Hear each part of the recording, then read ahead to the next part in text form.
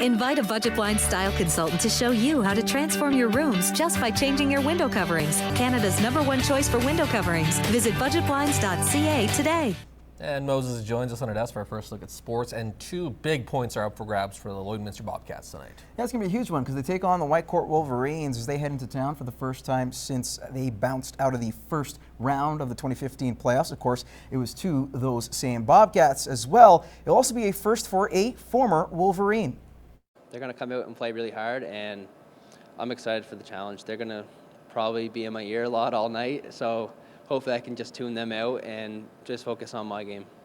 The Wolverines will have to do more than just be in his ear. They'll definitely need to cover their man. Messenger has been on a tear since joining the Orange and Black, scoring in both games this season. While the Cats are unbeaten, they know it's early and they're making sure they keep the momentum going. A 4-0 start would be huge. It takes off a little bit of pressure going forward, and it just gives us the confidence knowing that we're starting to play some really good competition and that we're starting to do well. So we just got to keep up the good work. We got to take it each game one at a time, each weekend one at a time. And I thought today we had some real good momentum, some real good jump. You know, the guys were mentally sharp, making their passes. The Wolverines are 1-0-1 on the year, and they're coming off a 3-2 shootout loss to the Drayton Valley Thunder last Saturday. A reminder, if you're going to this game, to bring a non-perishable food item for the Lloydminster Food Bank. And of course, the game time is at 7:30 at the Civic Center. The Cats also announcing some other news on the ice today, or off the ice that is. 18-year-old goalie Brandon Kegler has been released from the Lethbridge Hurricanes, and he's been snapped up by the Bobcats. The goalie spent last season with the Leduc Midget AAA Oil Kings. Now moving on to the Bonnyville Pontiacs, and of course, their start to the season has been rough, dropping their first 3 games of this young season. Now the schedule doesn't get any easier for the Yaks as they open up a 3-game set in as many nights, starting tonight against the Grand Prairie Storm. Brett Morton reports. Tough start to the season. We're really busy playing against some good teams, so obviously sleep is going to be key after every game. Go home and get a bite to eat, get some nutrition in you, and rest up, and you know, napping during the daytime too, and just make sure you rest up and come to the rink and ready to play. After playing Grand Prairie, the Yaks host Whitecourt on Saturday, then travel to Sherwood Park for a matinee on Sunday. Playing the top teams in the strong North Division is a great test for the team.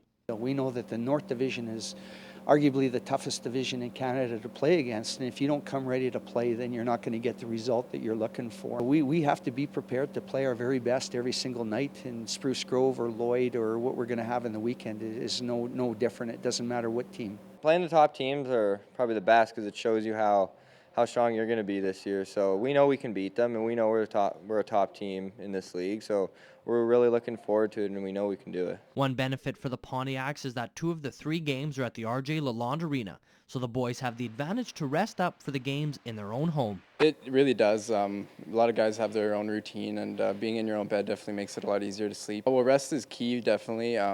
We got to focus for practice, but also you got to worry about nutrition and hydration, make sure you're getting ready, doing what you have to do, just honoring the gap in between games. After the 3 games and 3 nights, the schedule doesn't get any easier for the Pontiacs. You know, all quick turnaround, and you look at our whole month, 11 games in 18 days, and it's very difficult and taxing on these guys. We have to make sure as a coaching staff that we manage their energy, and it's all about honoring the gap between sessions, whether it's practices or games, to ensure that, number one, our guys don't get fatigued to the point that they start to get injuries. Brett Morton, Newcap Sports. Welcome back, everyone. Now, junior volleyball programs from Alberta and Saskatchewan are in Lloydminster for the inaugural Border Battle Tournament. The Holy Rosary Junior Boys squad got things started, taking on Mar Wayne. And in the first set, it was set point for the Raiders. Richard Benning with a nice little kill, finding space in the middle. Raiders taking the first set 25-22. Now, the teams would switch sides, and it would be Mar Wayne who will take the close set after the Raiders fail on serve receive, 25-23. To the third and final set, match point, Toby Jagbo for the Raiders makes a huge block on the return lob. That's 15-10. Raiders taking it in 2-1. Now to other action. J.R. Robson in red from Vermilion taking on Jonas Sampson from Meadow Lake in gold. Jonas Sampson can't make the most of a free ball opportunity in the first set. Now 24-23 Marauders. Jaden Young with a nice little cross-court kill. That is no chance of a return. J.R. Robson taking the first set 25-13. The Marauders, too much for the Stingers as they win it in straight sets.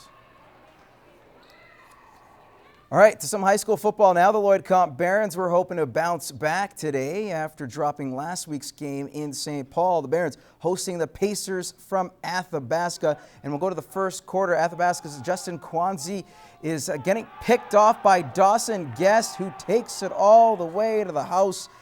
50-yard pick six. Barons up 7-0. We'll go to the second quarter now. Barons driving. Kirk Hahn off to Mitch Andony. He evades a couple tackles and gives the Barons the 13-0 lead. The score was 35-0 in the half. We could tell you that's the score with just 5 minutes to go in the contest. Now, it's quite the season for the CPCA and its drivers, of course, culminating in the shocking championship dash that wasn't short of controversy. Well, tonight, Newcap Television will bring you the wrap-up of the 2015 season, and here's a sneak peek. The home sound in the Westridge GMC final is underway. In my eyes and in a lot of eyes, it was the wrong call. Stones going in and Outriders mount up. I'm not being a poor sport. I go there to win, and the outfit they worked, they turned hard, and they were the only ones across the finish line. Personally, in my opinion, I don't agree with it. Contemplating for a couple of years now, and since the start of this year, I've really been thinking about it. So it was good timing to disperse the horses at the end of Calgary, and that's what I decided to do. And we're looking forward to our next chapter in our life.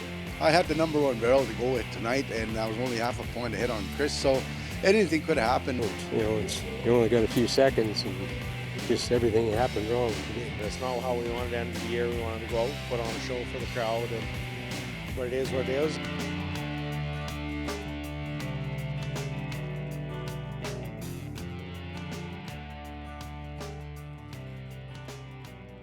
Seems like it's going to be a great show. Make sure you tune in tonight. The road to the CPCA Finals begins at 7:30 p.m. on CITL. And that is all the time we have in sports. We'll have more Newcap news and weather for you coming up right after the break.